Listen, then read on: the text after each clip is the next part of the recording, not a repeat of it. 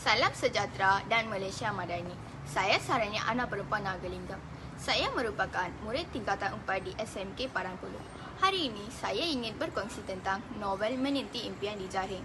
Novel ini menceritakan kisah seorang pemain badminton bernama Syahir yang menghadapi pelbagai cabaran untuk mewakili Malaysia kejohanan antarabangsa badminton di Jakarta.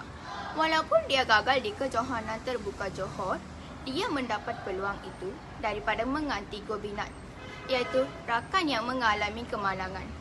Walaupun berhadapan dilema dengan impiannya dan kesihatan ibu, dengan semangat juang yang tinggi, dia berjaya menjadi juara dunia dan bertekad untuk mewakili negara ke Sukan Olimpik. Oleh itu, nilai yang kita boleh contohi ialah nilai kegigihan, di mana Syahir dan rakan sepasukannya gigih berlatih untuk mengarungi kejohanan di peringkat antarabangsa. Seterusnya, nilai keredaan di mana Syahir menerima kekalahan kepada Syed Amiri dengan reda.